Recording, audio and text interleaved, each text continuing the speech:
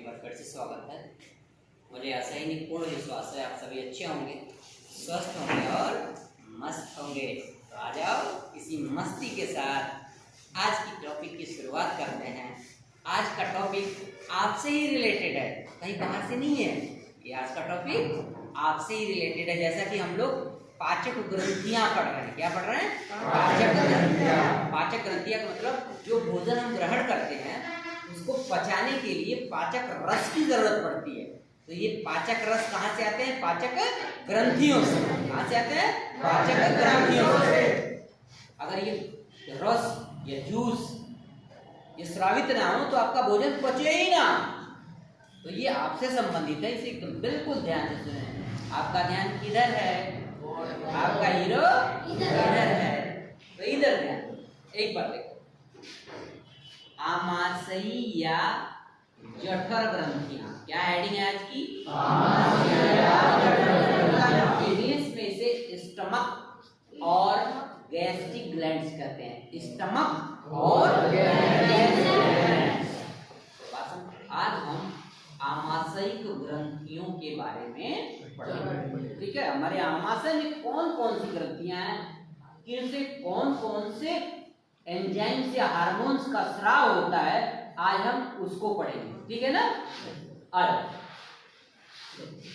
आमाशय की दीवार में, आमाशय की दीवार में निम्न 3 प्रकार की जठर ग्रंथियां पाई जाती हैं।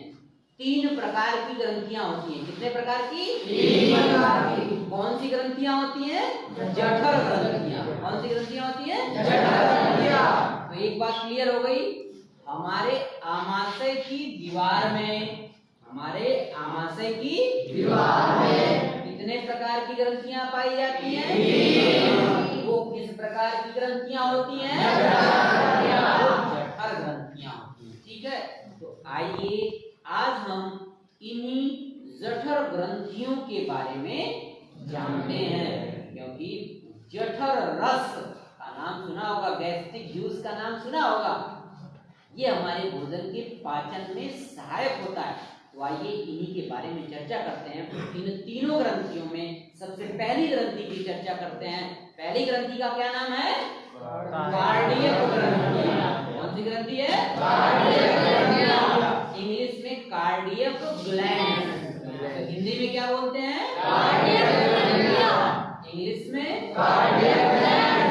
ठीक, आइए देखिए, ये आमाशय के ऊपरी भाग में, जो हमारा आमाशय है उस आमाशय के ऊपरी भाग को, जिसमें ग्रास नली आकर के खुलती है। अब ये ग्रास नली क्या होती है? जैसे लार ग्रंथि हमने बताया था, जब भोजन निगलते हैं तो एक नली, यहाँ 2 नली है, एक वायु नली है और एक ग्रास नली। वायु नली में वायु जाता है और ग्रास नली से भोजन क्या करता है? भोजन। इसका जैसे निगलते हैं आप ना, तो इसमें क्रमानुकुंचन गति होती है। ऐसे ऐसे दबाता है। कैसे कैसे दबाता है?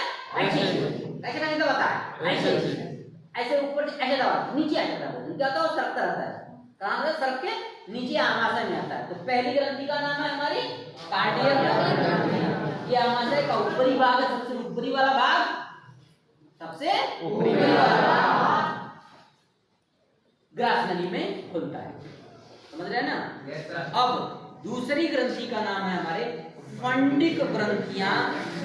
फंडिक ग्रंथियां, इंग्लिश में इसे तो कितना आसान है देखो, यहाँ कार्डियक, इंग्लिश में भी स्पेलिंग ही तो कर ली। ग्लैंड्स का, ग्रंथियों की अंग्रेजी ग्लैंड्स आप चर्चा सुनी चुके हैं, तो इसको ध्यान से, यहाँ फंडिक ग्रंथियां हिंदी में है तो इसी का इंग्लिश में हो जाएगा फंडिक ग्लैंड्स। फंडिक ग्लैंड्स, इसका काम बहुत इंपॉर्टेंट है। कितना इंपॉर्टेंट है? कितना इंपॉर्टेंट है रे कालिया? बहुत। कितना इंपॉर्टेंट है? बहुत। हाँ, इसमें आमाशय का जो मध्य भाग होता है, क्या होता है? सबसे बीच वाला जो भाग होता है, ये इसी में उपस्थित होती है। ध्यान रखना, आमाशय का मध्य वाला जो भाग होता है उसमें आपकी फंडिक ग्रंथियां उपस्थित होती है। अब आ जाओ, इनमें होता क्या है, मतलब बनता क्या है? फंडिक ग्रंथियां नाम से तो आपने ऐसे भूमिका बना दी कि जैसे बहुत बड़ी तोप है यो, है ना, लेकिन इसका काम भी बहुत इंपॉर्टेंट है। कालिया देखो, ये जठर रस बनाती है। क्या बनाती है? हाँ, इसीलिए इम्पोर्टेंट है। ये जठर रस का स्राव करती है कौन सी ग्रंथि? फंडिक ग्रंथियां। और इतना ही नहीं, इसमें पेप्सिन रेनिन नामक एंजाइम, पेप्सिन रेनिन नामक एंजाइम तथा एंजाइम के साथ साथ आगे देखो हार्मोन्स भी स्रावित करता है। यहाँ देखो श्लेष्म में एवं गैस्ट्रिन नामक हार्मोन्स भी स्रावित करता है। और इसके साथ साथ इतने पे ही ये नहीं रुकता है, ये HCl का भी स्राव करता है। जो माध्यम का जो pH मान होता है उसको ये नियंत्रित रखता है। भोजन का जो pH मान होता है उसको भी नियंत्रित रखता है। तो है ना कितना काम का ये। अरे किसी दूसरे की बात नहीं हो रही है, ये आपके अंदर की बात है। कहाँ की बात है? अंदर की। ये अंदर की बात है। HCl भी हमारे साथ है। क्यों भाई? ये अंदर की बात है, ये अंदर की बात है। और HCl हमारे साथ है कि नहीं है? तो आप देखा ये जो फंडिक ग्रंथियां हैं आमाशय के मध्य में, एक बार फिर सुनो, फंडिक ग्रंथियां आमाशय के मध्य भाग में स्थित होती है। ये जठर रस का स्राव करती है।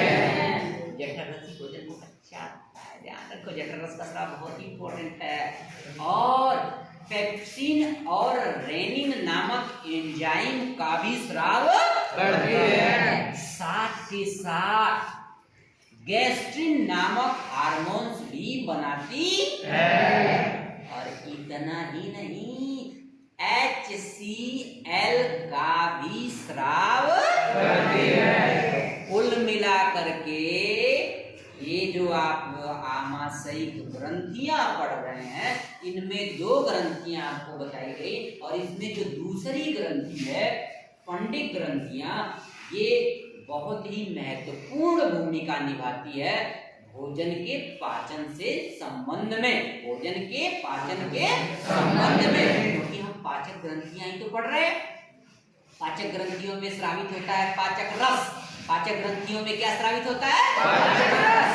और ये पाचक रस ही आपके खाए हुए भोजन के ऊपर जा करके, समझ रहे हैं ना, मिल करके उसका निचोड़ करके जूस बना देते हैं। समझ रहे हैं ना?